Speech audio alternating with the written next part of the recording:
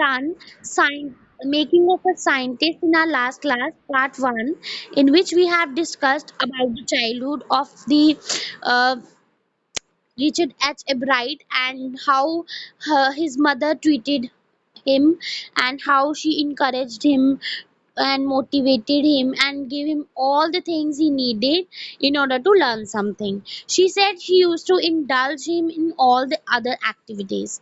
So let's begin our second part with explanation.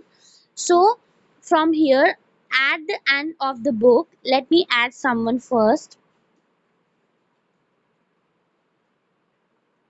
Okay, at the end of the book, readers were invited to help. Now, what he is saying is, देखिए बच्चे, जो book है ये जो travel of monarch x उसकी बात कर रहे हैं. ट्रैवल ऑफ मोनार्क एक्स को पढ़ने के बाद रिचर्ड रिलाई ने जब वो बुक पढ़ी तो उसके लास्ट में व्हाट वाज रिटन, उसके लास्ट में लिखा हुआ था कि at the end of the book, book के बिल्कुल एंड में रीडर्स वर इनवाइटेड, रीडर्स यानी कि जिन्होंने उस बुक को पढ़ा है उनको इनवाइट किया गया था to help study butterfly migration. उनको किस बारे में हेल्प करने के लिए कहा गया था? बटरफ्लाइज की माइग्रेशन के बारे में. मतलब मैंने आपको कल भी बताया था जो हमारी कल की क्लास थी उसमें कि बटरफ्लाइज माइग्रेट करती हैं. ये मैंने आप लोगों को एग्जाम्पल दिया था chapter the Prince and the happy Prince वाले चैप्टर में से मैंने आपको एग्जांपल दिया था कि उसमें जो स्वैलो होता है वो भी माइग्रेट कर रहा होता है बिकॉज वो ठंडी जगह पर नहीं रह सकता, तो वो सर्दियों में वो लोग गर्मी वाली जगहों पे माइग्रेट कर जाते थे और जब फिर से उस एरिया में गर्मी आ जाती थी तो दोबारा से वहाँ पर वापस आ जाते थे. तो सेम वे में यहाँ पर उन्होंने जब इस बुक को पढ़ा तो देखो जो बुक का राइटर है उसने सिर्फ मोनार्क एक्स नाम की बटरफ्लाई की माइग्रेशन के बारे में उस बुक के बारे में लिखा हुआ था. तो उसने बुक के एंड में क्या लिखा कि मैं रीडर्स को चाहता हूँ कि मैं एक स्टडी कर रहा हूँ. स्टडी किसकी कर रहा हूँ? माइग्रेशन ऑफ बटरफ्लाइज की माइग्रेशन के बारे में.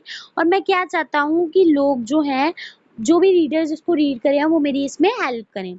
तो वो कैसे हेल्प कर सकते हैं? ध्यान से सुनना बच्चे. They were asked to tag butterflies for research by doctor. कहते हैं उनको क्या बोला गया? टैग बटरफ्लाई को टैग करने के लिए कहा गया. अब जैसे सपोज आपने कोई बटरफ्लाई देखी, आप उसको टैग कर दो, टैग के ऊपर लिख दो, ठीक है, ताकि जब वो बटरफ्लाई आपको मिले, एक टैग होता था छोटे से, वो टैग आप उसके ऊपर लगा दो. जब भी वो बटरफ्लाई आपको मिले आपको पता हो कि आप इस बटरफ्लाई के ऊपर टैग लगा चुके हो तो आपको कंफ्यूजन ना हो.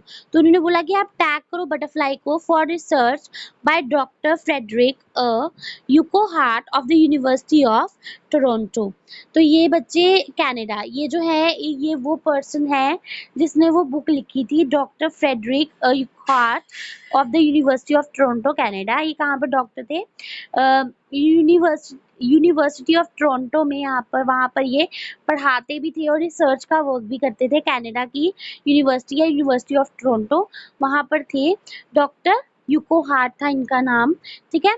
तो इन्होंने लोग बच्चों को क्या बोला कि जो बच्चे इसको रीड कर रहे हैं इस बुक को, वो क्या करेंगे? बटरफ्लाइज को टैग करेंगे सो दैट बटरफ्लाइज के माइग्रेशन के बारे में स्टडी की जाए. अब देखो माइग्रेशन कैसे स्टडी, सपोज उसने टैग करते टाइम बटरफ्लाई के ऊपर लिख दिया कि मैंने ये बटरफ्लाई को इतनी डेट को इतने टाइम पे मैंने इसको देखा था, ठीक है. उसके बाद सपोज करो कि वो बटरफ्लाई उसको बाद में कभी दिखती है तो वो टाइम एंड प्लेस नोटिस कर सकते हैं और फिर कह सकते हैं कि जो बटरफ्लाई थी मे बी इतनी देर के लिए माइग्रेट करी या फिर, ठीक है, ये काफ़ी चीज़ें थी जो इससे पता लगाई जा सकती थी. आगे बताएंगे इसमें बहुत एक्सप्लेन करके. नेक्स्ट है बच्चे, Ebright's mother wrote to doctor Urquhart and soon Ebright was attaching light adhesive tags to the wings of monarchs. Yes बच्चे.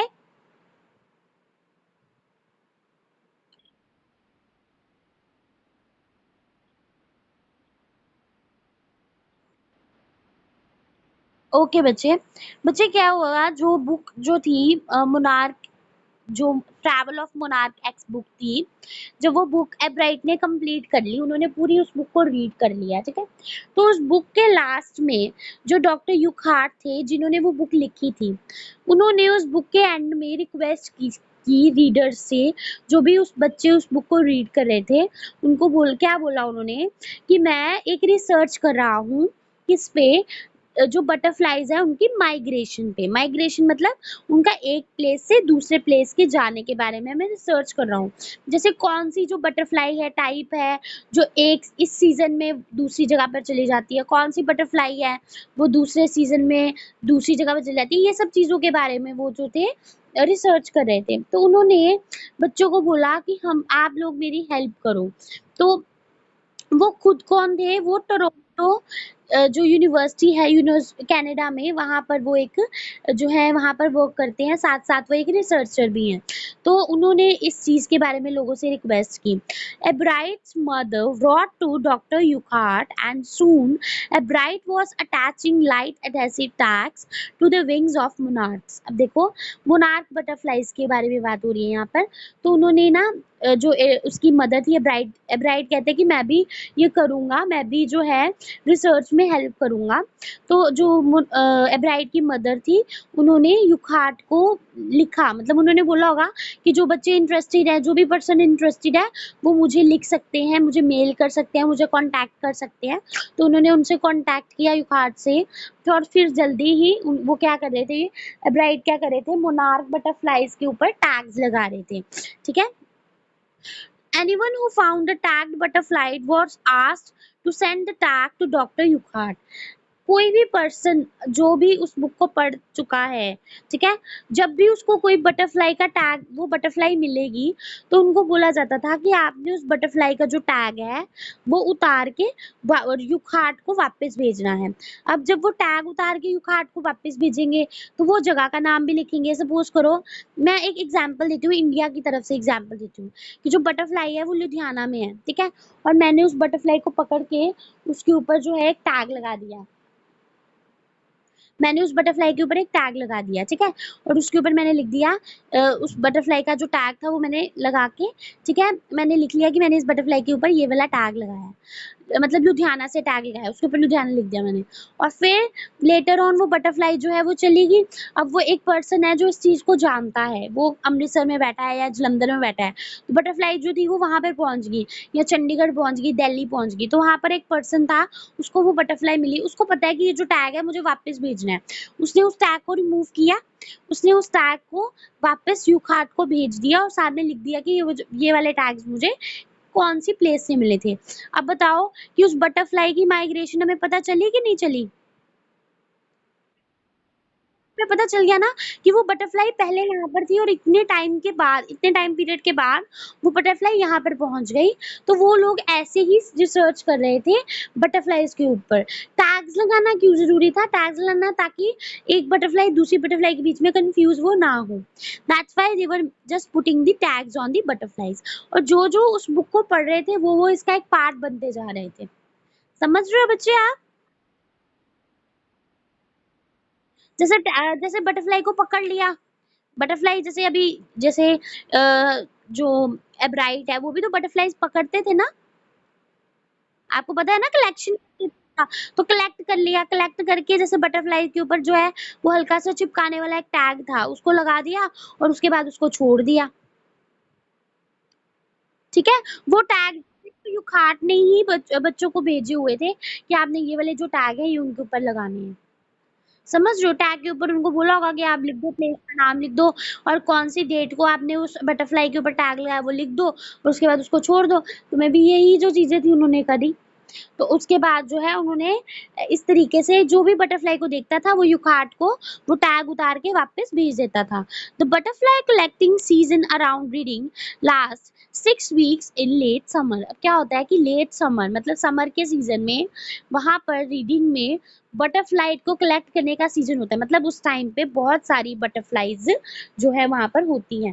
कलेक्ट करने का सीजन तो तब भी होगा ना बच्चे जब वहां पर बहुत सारी बटरफ्लाईज होगी।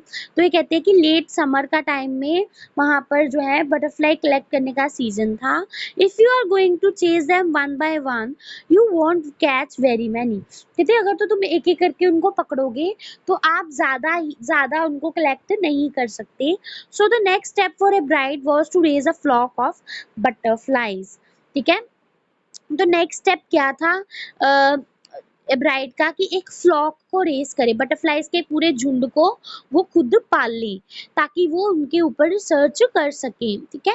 ही would catch a female monarch, take her eggs and raise them in his basement through their life cycle। अब वो क्या करते थे, उन्होंने एक बटरफ्लाई को पकड़ लिया और उस जब एक फीमेल बटरफ्लाई, क्योंकि इतनी बार इतना तो उनको पता ही था कि मेल क्या है और फीमेल क्या है, क्योंकि इतना तो वो पढ़ पढ़ भी चुके थे मेल कौन सी होती है, फीमेल बटरफ्लाई कौन सी होती है। तो फीमेल बटरफ्लाई उन्होंने पकड़ा और जब देखा कि वो एग्स ले करने वाली है तो उसके एग्स जो थे वो ले लिए और फिर उन एग्स को अपने घर की बेसमेंट में उन्होंने रख लिया।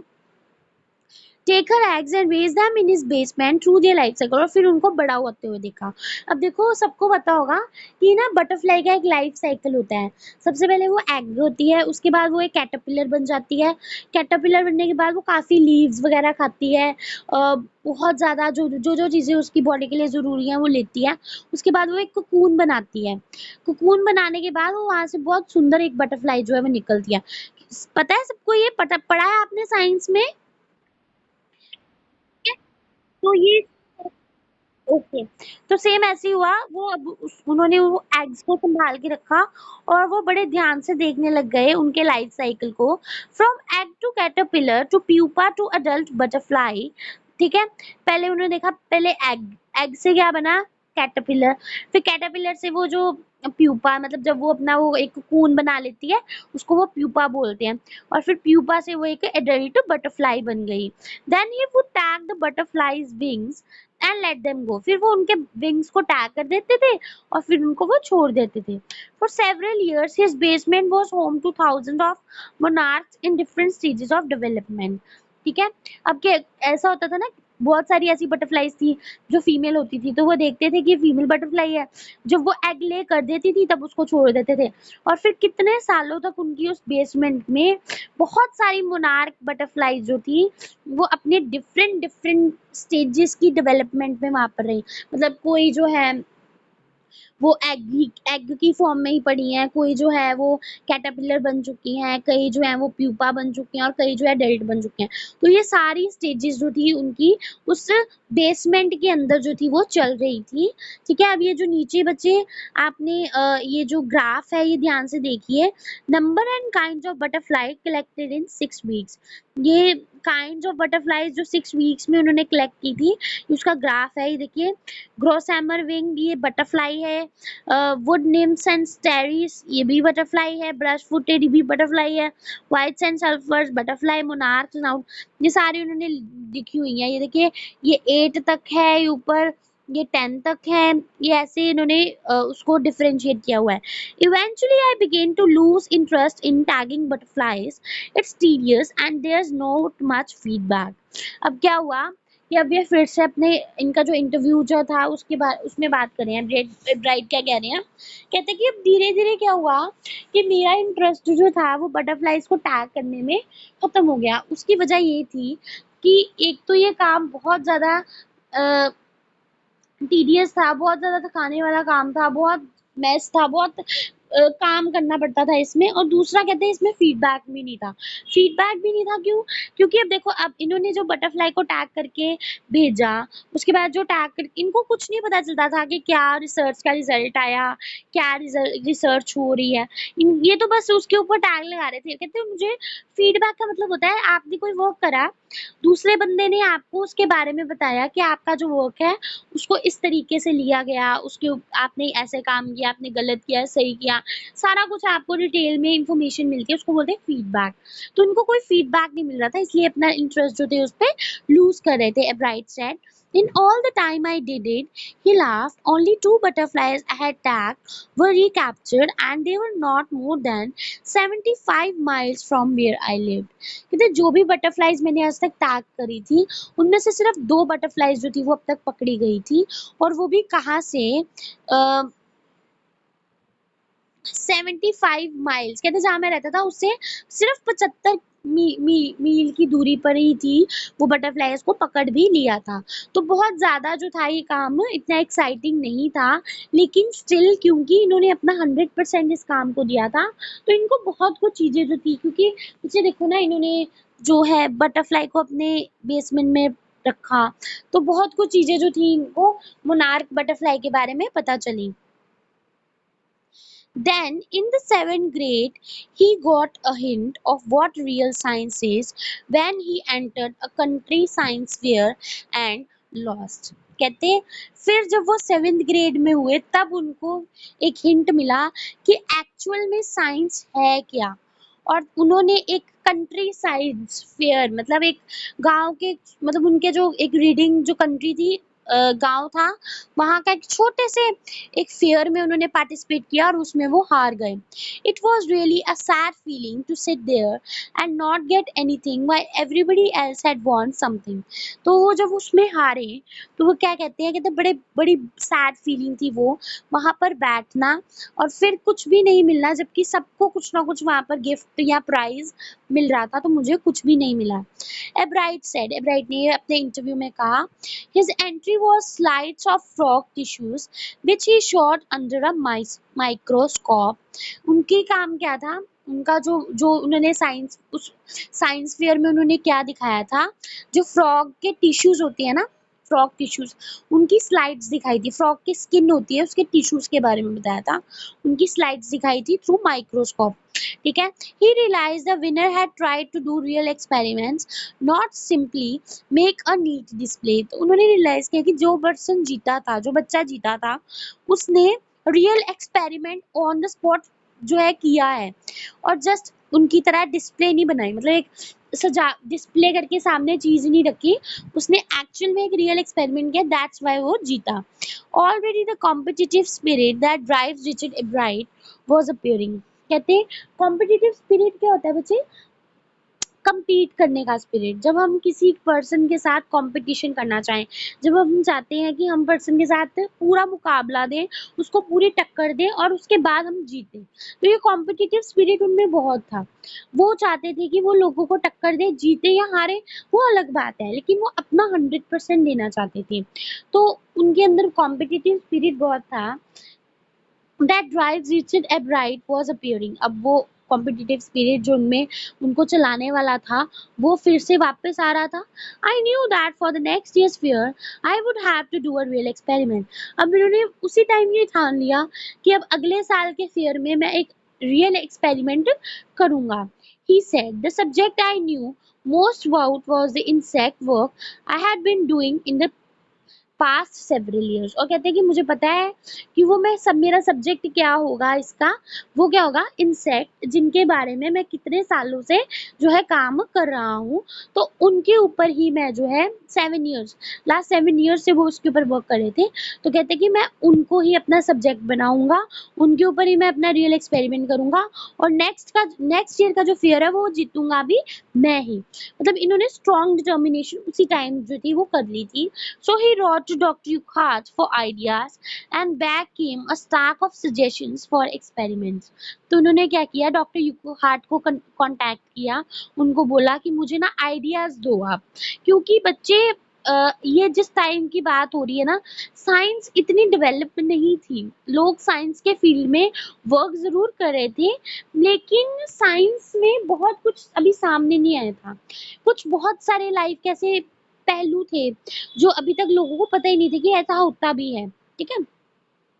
तो इन्होंने युखाट को बोला कि आप मुझे कुछ आइडियाज दो और जब इन्होंने उनको लिखा तो डॉक्टर युखाट वापस उन्होंने बहुत सारे सजेशंस भेजे। स्टैक ऑफ सजेशन यानी कि ढेर बहुत सारे सजेशंस का ढेर उन्होंने उनको भेज दिया।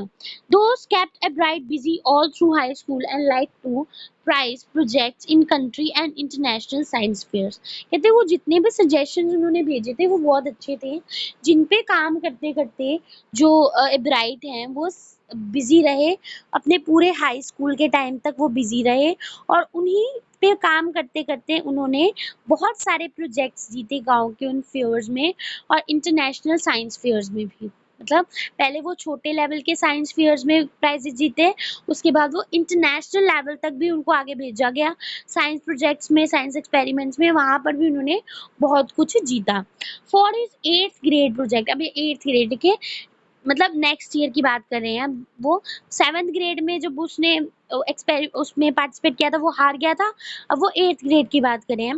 A bright tried to find the cause of a viral disease that kills nearly all monarch caterpillars every few years, क्योंकि monarch butterflies को इतनी क्लोजली देखने के बाद, ठीक है, ये अब इनको पता था कि एक डिजीज होता है जो कैटरपिलर्स जब अभी बच्चे ही होते हैं मोनार्क बटरफ्लाइज, उनको उसी टाइम पे मार देता है। तो इन्होंने उस पे वर्क करना स्टार्ट किया, फाइंड द कोज, कारण पता करना शुरू किया कि कौन सा डिसीज है, वायरल डिसीज, वायरल मतलब जो फैलता है, वायरल डिसीज है जो किल करता है सारे मोनार्क कैटरपिलर्स को फ्यू ईयर्स के बाद, और हमेशा ये फ्यू ईयर्स के बाद ही पैदा होता है। Ebright thought the disease might be carried by a beetle. Ebright ने सोचा कि हो सकता है कि कोई बीटल है जो इस डिजीज को एक कैटरपिलर से दूसरे कैटरपिलर तक ले जाता है। He tried raising caterpillars in the presence of beetles. उन्होंने क्या किया, उन्होंने इस रिसर्च के अकॉर्डिंग अपने घर की बेसमेंट में कैटरपिलर्स तो रखे ही मोनार्क एक्स के, साथ साथ उन्होंने बीटल्स को भी रख लिया, ये देखने के लिए कि क्या बीटल्स अफेक्ट करते हैं कैटरपिलर्स को। I didn't get any real result. अब वो क्या कहते हैं कि जब मैंने ऐसा किया तो मुझे कोई रियल रिजल्ट नहीं मिला। He said bye but I went ahead and showed that I had tried experiment. लेकिन मैंने आगे जाकर लोगों को ये ज़रूर दिखाया कि हाँ, मैंने ये एक्सपेरिमेंट करने की कोशिश ज़रूर ज़रूर की थी। दिस टाइम आई वॉन, और इस बार ये जीत गए। लोगों ने देखा कि इन्होंने कोशिश करी है और इस बार ये जीत गए। मतलब ये 7th ग्रेड में जब ये हारे थे, जब इन्होंने कहा था कि अगले साल मैं ही जीतूंगा, तो अगले साल इन्होंने यही डिसीज दिखाने की कोशिश की, इसका कोर्स करने की कोशिश की, और इस बार ये जीत गए। समझ में आया यहाँ तक?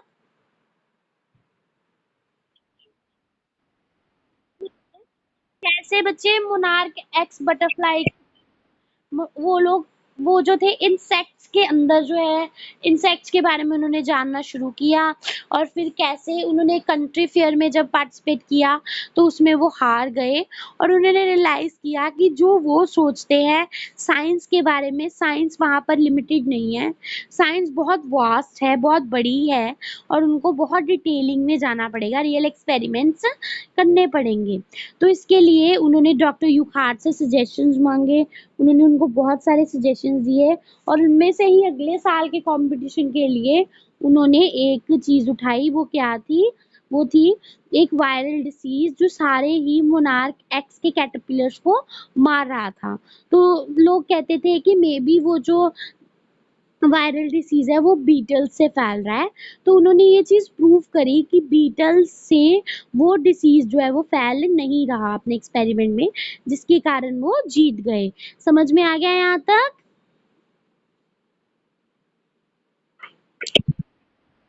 The next year The next year, his science fair project was testing the theory that viceroy butterflies copy monarchs। अब ये ना एक viceroy नाम की बटरफ्लाई होती है, ठीक है? तो ये कहा जाता है, एक थ्योरी बनी है कि जो वाइसरॉय बटरफ्लाई है वो मोनार्क एक्स बटरफ्लाई की कॉपी करती है। मतलब वो उनके जैसे दिखती भी है, ठीक है, और जो जो काम मोनार्क एक्स बटरफ्लाई करती है ना, जैसे माइग्रेट करना या जो जो आदतें मोनार्क एक्स में है, वो वाइसरॉय बटरफ्लाई उनको पूरी कंप्लीटली कॉपी करती है। तो ये एक थ्योरी थी। तो उनका जो नेक्स्ट ईयर का साइंस फेयर का प्रोजेक्ट था, उन्होंने उसमें ये थ्योरी प्रूव करनी थी कि वाइसरॉय बटरफ्लाई जो है वो मोनार्क एक्स को क्या करती है, कॉपी करती है। This theory was that viceroys look like monarchs because monarchs don't taste good to birds। तो क्या, क्यों करती है वाइसरॉय जो है मोनार्क्स की कॉपी? क्योंकि जो बर्ड्स है ना, वो मोनार्क बटरफ्लाई को खाते नहीं है, क्योंकि मोनार्क बटरफ्लाई जो है वो टेस्टी नहीं होती। तो वाइसरॉय बटरफ्लाई बचने के लिए, उन जो बर्ड्स हैं उनसे बचने के लिए मोनार्क बटरफ्लाई को कॉपी करती है, सो दैट कि वो मोनार्क बटरफ्लाई बन के छुपी रहे और बर्ड्स से बच सके। समझ में आया ये पार्ट क्या है, ये theory? On the other, okay, vice other hand do taste good to birds. कहते हैं दूसरी जगह पर अगर हम वाइसरॉय बटरफ्लाई की बात करें तो बर्ड्स को वो बहुत टेस्टी लगती हैं, so the more they look like monarchs the less likely they are to become a bird's dinner. तो कहते जितनी वो मोनार्क बटरफ्लाई की तरह लिखेंगी उतना उनको ये श्योर था कि वो डिनर नहीं बनेंगी बर्ड्स का। अब ये एक थ्योरी है, ठीक है, ये पूरी थ्योरी है कि viceroy butterfly monarch x butterfly को कॉपी करती है। क्यों कॉपी करती है? क्योंकि मोनार्क बटरफ्लाई को बर्ड्स लाइक नहीं करते, वो उनको नहीं खाते, लेकिन वाइसरॉय बटरफ्लाई जो है वो टेस्टी होती है। तो वाइसरॉय बटरफ्लाई बर्ड से बचने के लिए मोनार्क बटरफ्लाईज को कॉपी करती है। अब ये एक थ्योरी है जिसको रिचर्ड एब्राइट ने अपने नेक्स्ट ईयर के कंपटीशन में प्रूव करना है। Ebright's project was to see whether in fact birds would eat monarchs. अब उनका प्रोजेक्ट ये था, उन्होंने ये देखना था कि क्या बर्ड्स जो है वो मोनार्क बटरफ्लाई को खाते हैं या नहीं खाते। अब देखो ये तो एक थ्योरी है ना जो किसी ने कही। थ्योरी साइंस में थ्योरीज होती है, हर कोई अपने एक्सपेरिमेंट के अकॉर्डिंग, अपनी बात के अकॉर्डिंग उस चीज को रखते हैं। अब उसको प्रूव किया जाता है, कुछ लोग उस चीज को प्रूव करते हैं, कुछ लोग उस चीज के एक्सपेरिमेंट को प्रूव करके ये शो करते हैं कि वो थ्योरी गलत है। तो ये इसने ये चीज प्रूव करनी थी कि क्या सच में ऐसा होता है या नहीं होता। तो उसे ये देखना था कि क्या बर्ड्स मोनार्क बटरफ्लाई को खाते हैं या नहीं खाते। He found that starling would not eat ordinary bird food. तो स्टारलिंग वो क्या होता है, पंछी होता है। उन्होंने ये फाउंड किया कि जो स्टारलिंग नाम का जो बर्ड है वो साधारण खाना नहीं खाता। जैसे साधारण पंछी, जो साधारण बर्ड्स हैं, ऑर्डिनरी बर्ड्स हैं, जो वो खाते हैं, वो स्टारलिंग नाम का ये जो बर्ड है ये नहीं खाता। It would eat all the monarchs it could get. और ये सिर्फ किसको खाता है? मोनार्क्स बटरफ्लाई को। अब ये चीज किसी ने प्रूव नहीं की थी, किसी को इस बारे में नहीं पता था। जब इसने ये रिसर्च करी तो इसने ये चीज प्रूव करी कि चाहे बाकी बर्ड्स मोनार्क्स को नहीं खाते, लेकिन स्टार्लिंग बर्ड ऐसा है जो मोनार्क्स को खाता है। वो और कोई इंसेक्ट नहीं खाता, वो सिर्फ मोनार्क्स को खाता है। Ebright said later research by the other people showed that viceroys probably do copy the monarch. फिर उन्होंने कहा कि वो क्या कहते हैं कि रिसर्च जो बाकी लोगों ने की थी वो ये शो करी थी कि वो जो वाइसरॉय है वो करती होंगी किसको कॉपी? मोनार्क को। This project was placed first in the zoology division and third all overall in the country science fair. तो ये जो प्रोजेक्ट था ये जूलॉजी में फर्स्ट और पूरे कंट्री साइंस फेयर में थर्ड प्लेस पे आया। अब देखो उसने कितनी अच्छी बात जो थी उस थ्योरी के थ्रू रिसर्च करके उसने प्रूफ कर दी और उसको प्राइज मिला। समझ में आया यहाँ तक?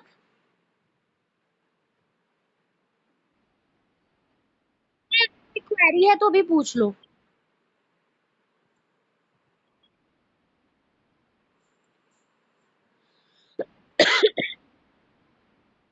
इन his second year in high, बच्चे वैसे कंप्लीट तो होगा नहीं, हमारी क्लास फिनिश होने वाली है तो फिर हम यहीं पे आज फिनिश करते हैं। We will finish this chapter here and will do the third part tomorrow.